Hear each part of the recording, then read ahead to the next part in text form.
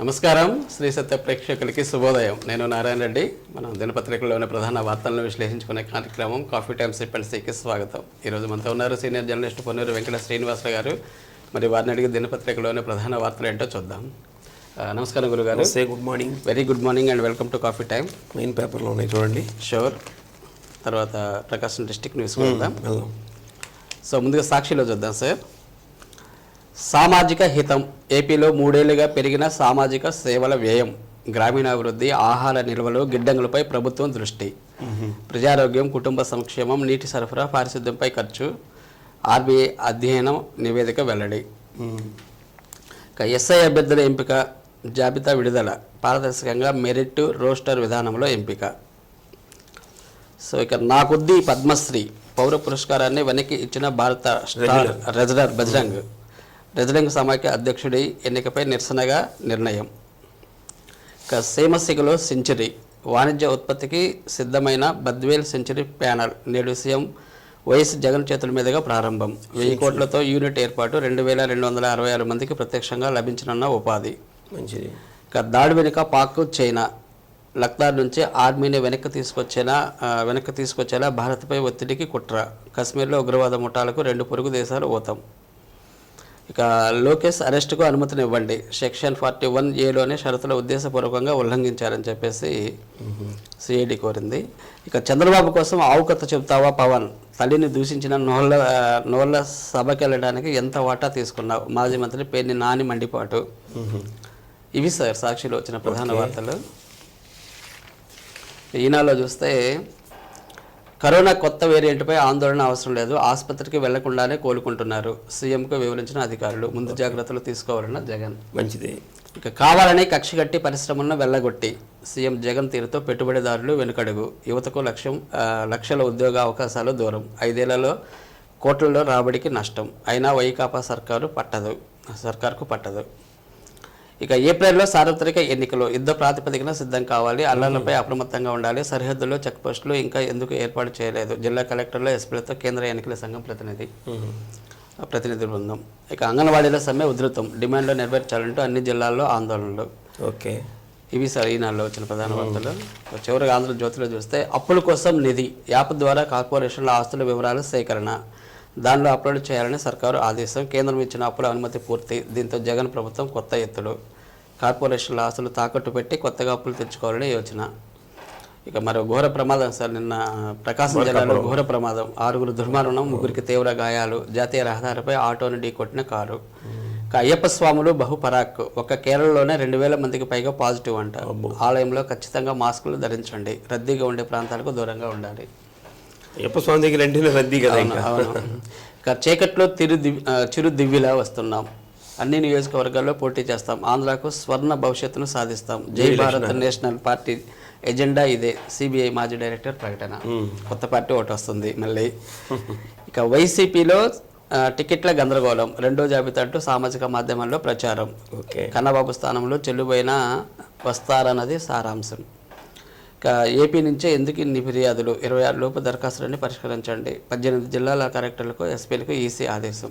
ఇవి సార్ స్టేట్లో ఉన్న ప్రధాన వార్తలు. మన ప్రకాశం జిల్లాకు వస్తే ఏంటి సార్ ఈరోజు ముక్కోటి ఏకాదశి. ఈరోజు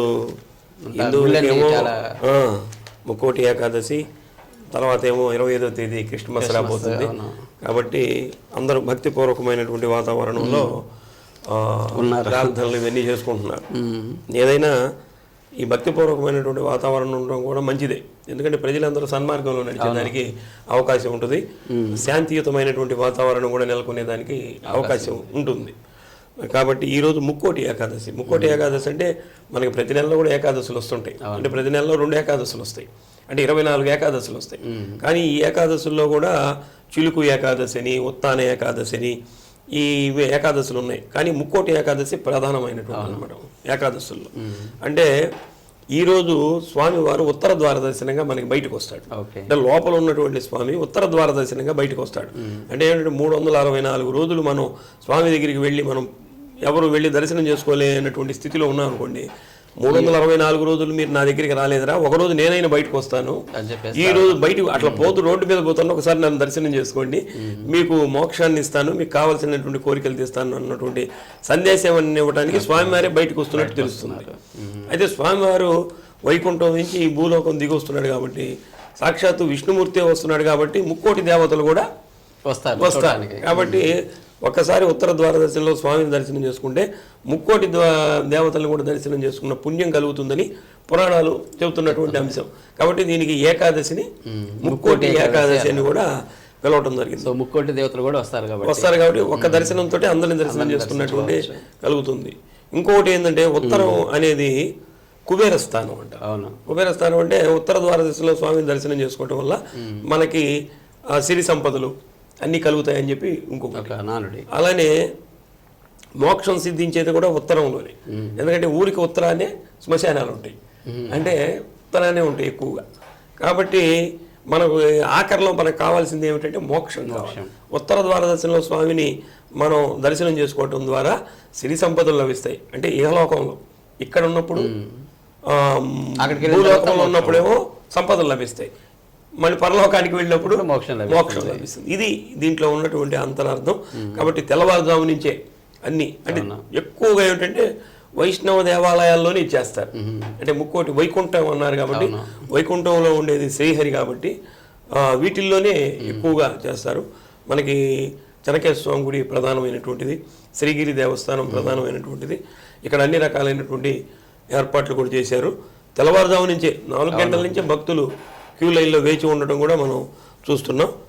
ఇది ముక్కోటి ఏకాదశి యొక్క ప్రాధాన్యత. కాబట్టి ప్రతి ఒక్కళ్ళు కూడా ఒకసారి వెళ్ళి స్వామివారిని దర్శనం చేసుకుంటే మంచిది. తిరుమల కూడా కిటకిటలాడుతుంది. తిరుమల అన్ని చోట్ల శైవ క్షేత్రాలు, ఇప్పుడు యాదాద్రి అలానే ఉంది, సింహాచలం, అన్ని ప్రాంతాల్లో కూడా ఇప్పుడు ఉదయం నుంచి టీవీల్లో ఇస్తున్నారు కదా, లైవ్ ఇస్తున్నారు, వేలాదిగా జనం వెళ్తున్నారు.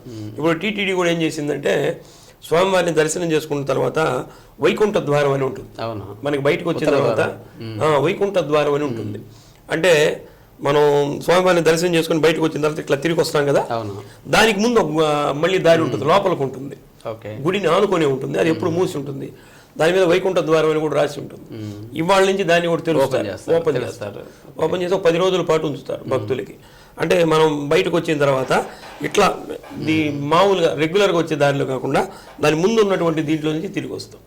కాబట్టి ఇది కూడా వైకుంఠ ద్వార దర్శనంలో ఆ వైకుంఠ ద్వారం ద్వారా బయటకు వచ్చినటువంటి అవకాశాన్ని టీటీడీ కూడా కల్పిస్తుంది. కాబట్టి లక్షలాది మంది ఇప్పటికే వాటి టికెట్స్ కూడా ఇచ్చారు. దాని దర్శనం కూడా ఆపేశారంట చాలా. అంటే ఈ వెనక నుంచి వచ్చేదేమో బాగా ప్లేస్ ఉంటుంది, ఇక్కడి నుంచి వచ్చేదానికి కొంత ఎదురుగా ఉంటుంది. కాబట్టి కొంత ఇవన్నీ కూడా ఏర్పాట్లు మొత్తం మీద అందరికి 10 రోజులు ఏర్పాటు చేశారు దీన్ని. అంటే ఎక్కువ మంది ఆ వైకుంఠ ద్వారం నుంచి బయటకు ఉపయోగించుకోవాలి కదా. Okay sir.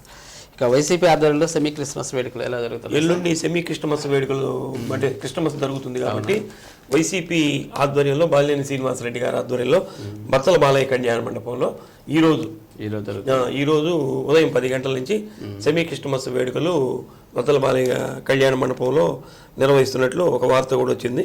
కాబట్టి ఈ ఎవరైతే క్రిస్టియన్ సోదర సోదరిమణులు ఉంటారో వాళ్ళందరూ కూడా అక్కడికి రావాల్సిందిగా ఆహ్వానిస్తున్నారు.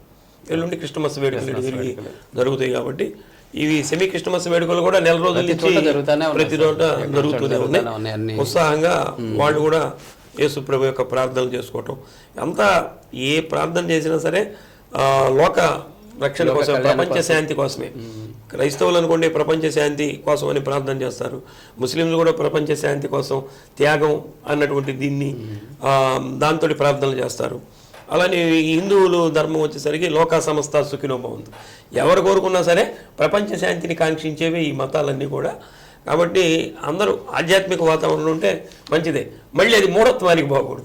మూఢత్వానికి పోకుండా ఆధ్యాత్మిక వాతావరణంలో ఉంటే ఇది ప్రపంచానికి కూడా మేలు జరుగుతుంది. ఎవరికి వాళ్ళు ప్రపంచ శాంతి అంటే ఎవరికి వాళ్ళు సక్రమంగా ఉంటే ప్రపంచ శాంతి అదే వస్తుంది. ఇక రేపు మాగుంట వస్తున్నారండి సార్, మాగుంట శ్రీనివాసరెడ్డి గారు కూడా ఈ పని మీదే.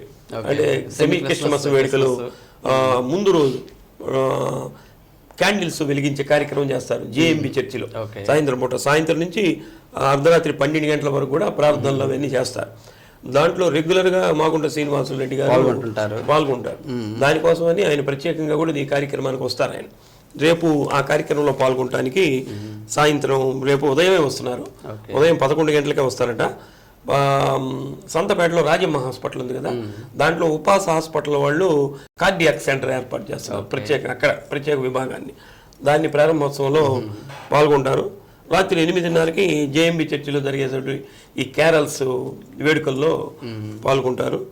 తర్వాత ఎల్లుండి కూడా ఉంటారు. 25వ తేదీ ఉదయం 9 గంటలకు గాంధీ రోడ్లో గీతా మందిరం ఉంది. దాంట్లో కూడా స్వామివారిని దర్శనం చేసుకోవటం.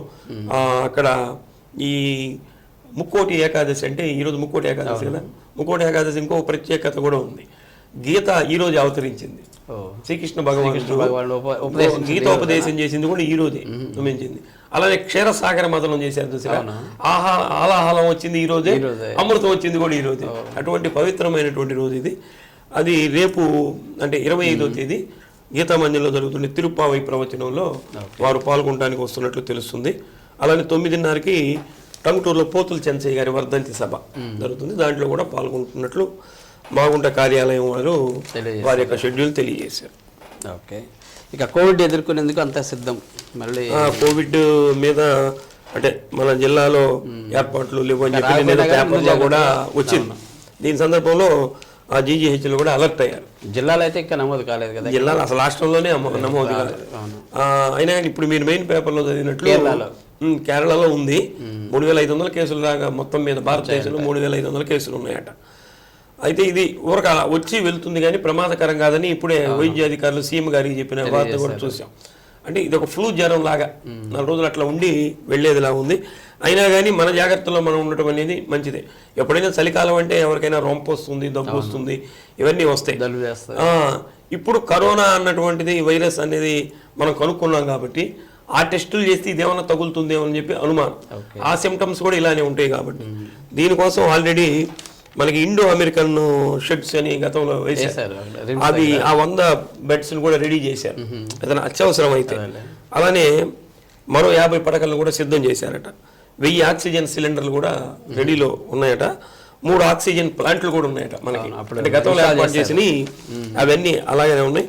ఈ వైద్యుల్ని, నర్సింగ్ సిబ్బందిని కూడా అప్రమత్తం చేశారు రెడీలో ఉంచడానికి. అయితే ఇక్కడ నుంచి ఇప్పుడు చాలా మంది శబరిమల వెళ్తారు. శబరిమల వెళ్ళే వాళ్ళు ఉన్నారు కాబట్టి కేరళలో ఒక 2,000 కేసులు ఉన్నట్టు తెలుస్తుంది కాబట్టి అక్కడికి శబరిమల వెళ్ళే వాళ్ళు తప్పనిసరిగా మాస్కులు ధరించి వెళ్ళటం, జాగ్రత్తలు తీసుకోవటం.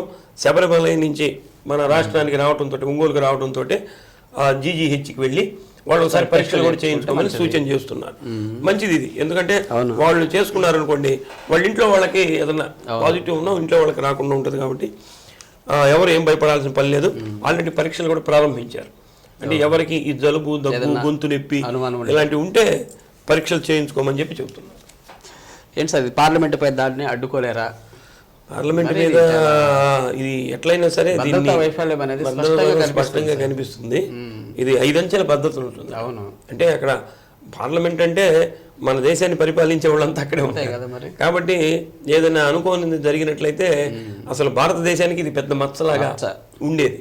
అయినా కానీ మొత్తం మీద వాళ్ళు వచ్చినటువంటి వాళ్ళు ఏదో బెదిరించడానికే వచ్చాము అన్నటువంటి సంకేతం ఇచ్చినట్లే తెలుస్తుంది. కానీ లేదా వాళ్ళు ఏదో మానవ బాంబు రూపం వస్తే పెద్ద విధ్వంసం జరిగేది. అయినా కానీ ఇప్పుడు ప్రతిపక్షాలన్నీ కూడా దీన్ని ఎలా అడ్డుకోలేకపోయారు, ఇది కేంద్ర ప్రభుత్వం యొక్క వైఫల్యమే అన్నటువంటిది పార్లమెంట్లో వాళ్ళందరూ మాట్లాడుతుంటే 146 మందిని సస్పెండ్ చేశారు. మీరు దాన్ని అడ్డుకోలేకపోగా అడ్డుకోలేదని ప్రశ్నించినటువంటి వాళ్ళని వీళ్ళని సస్పెండ్ చేయటం ఏమిటని చెప్పి పార్లమెంటు ఇప్పుడు సిపిఐ పార్టీ ఆధ్వర్యంలో ఒంగోలులో కూడా నిరసన కార్యక్రమాన్ని ఏర్పాటు చేశారు. ఇవి ఎదుర్కోలేక ఎవరైతే కార్పొరేట్ శక్తులు ఉంటాయో వాళ్ళకి కేంద్ర ప్రభుత్వం దొడ్డిదారిన అన్ని అనుమతులు ఇస్తూ ప్రభుత్వ సెక్టార్లో ఉన్నటువంటి వాటిని కూడా ప్రైవేటు పరం చేయడానికి చూస్తున్నారని చెప్పి చెప్తున్నారు. రాబోయే రోజుల్లో కేంద్రంలో ఉన్నటువంటి బీజేపీ ప్రభుత్వాన్ని ఓడించడానికి 28 పెద్ద పార్టీలన్నీ కూడా ఒకే కూటమిగా, ఇండియా కూటమిగా ఏర్పడ్డాయి. కాబట్టి వీళ్ళందరూ కూడా, ప్రజలందరూ కూడా దీన్ని గమనించి మాకు సపోర్ట్ చేయాలని చెప్పి కోరుతున్నారు. అంగన్వాడీ సమస్యలు ఎంతవరకు వచ్చాయి సార్? సమస్య ఉంది, పరిష్కారం ఏం కాదు. ప్రభుత్వం ఎందుకనో వాళ్ళ గురించి పెద్ద పట్టించుకుంటున్నట్లు లేదు. దాని శాఖ మంత్రి కూడా దాని గురించి ఏమీ వాళ్ళని పిలిచి మాట్లాడుతున్నట్లు కూడా లేదు.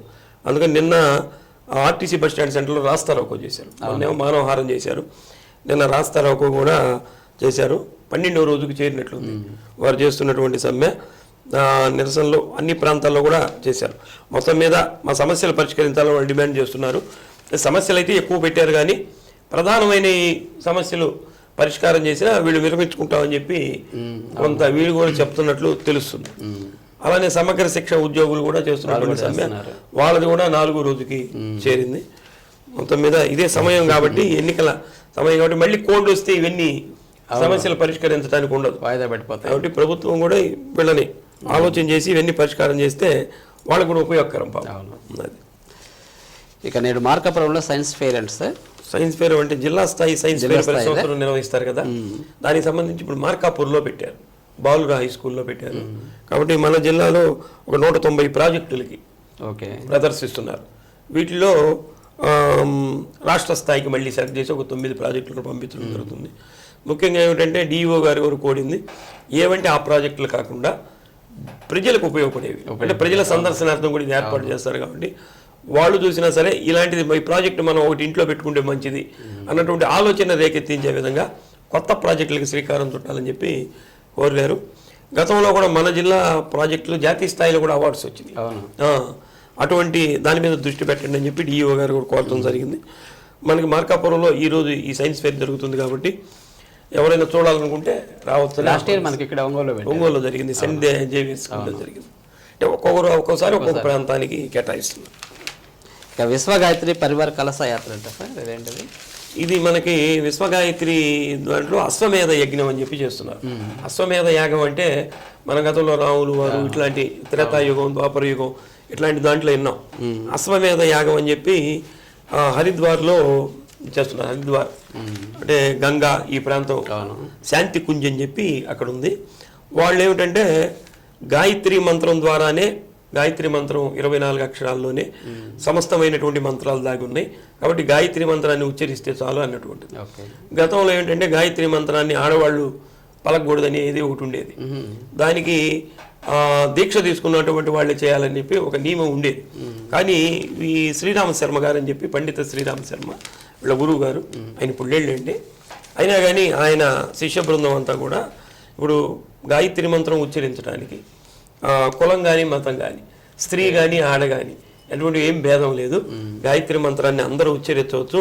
గాయత్రి ఇంకేం మంత్రాలు రాపోయిన పర్లా ఆ గాయత్రి మంత్రం ద్వారానే యజ్ఞం చేస్తే అశ్వమేధ యాగం చేసినంత ఫలితం తగులుతుందని ముంబైలో 21 నుంచి 25వ తేదీ వరకు 1 కోటి మందితోటి ఈ యజ్ఞం చేస్తున్నారట. దానికి సంబంధించినటువంటి కలశ ఊరేగింపు మన ఒంగోలు కూడా మొన్న వచ్చింది.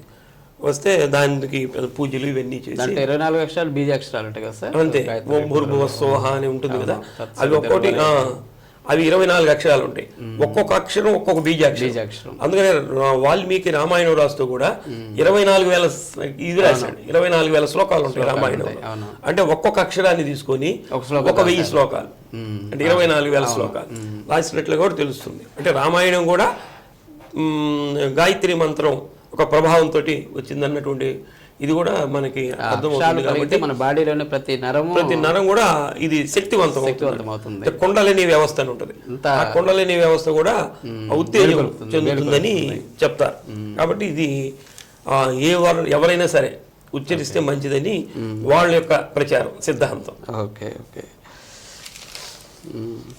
చివరిగా సార్ ఆర్టీసీ ఉద్యోగులపై కక్ష సాధింపు, ఆర్టీసీ ఉద్యోగుల మీద కక్ష సాధింపు చర్యలు పెరిగినాయని చెప్పి చిన్న చిన్న విషయాలు కూడా ఆయన డిపిటిఓ అట కక్ష సాధింపుల చర్యలకి వారు చేస్తున్నారు. పనిష్మెంట్లు చిన్న చిన్న వాటికి కూడా పనిష్మెంట్లు ఇస్తున్నారట.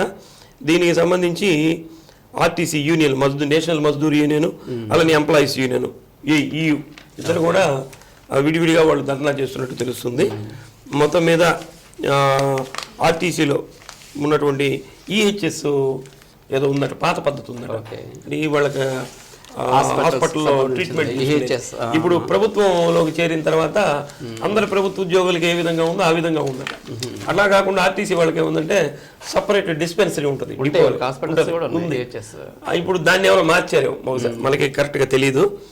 దాన్ని పాత విధానాన్ని ప్రవేశపెట్టమంటున్నారు. ఓకే. అదొకటి అడుగుతున్నారు. ఖాళీగా ఉన్నటువంటి పోస్టుల్ని భర్తీ చేయకపోవటం వల్ల ఏమైందంటే ఉన్నటువంటి వాళ్ళ మీదే బర్డన్ పడుతుందట. కాబట్టి ఎప్పుడైనా సరే ఆర్టీసీలో ఉన్నటువంటి ఉద్యోగాలను ఫ్రీగానే ఉంచాలి. ఒకరోజు డ్యూటీ చేస్తే ఒకరోజు సెలవు ఇస్తారు. ఎందుకంటే ఇది ఎప్పుడు డ్రైవింగ్కి సంబంధించింది కాబట్టి వాళ్ళు ఎప్పుడు రెస్ట్లో ఉండటం అనేది కూడా ప్రమాదాలు సంభవించేదానికి అవకాశం.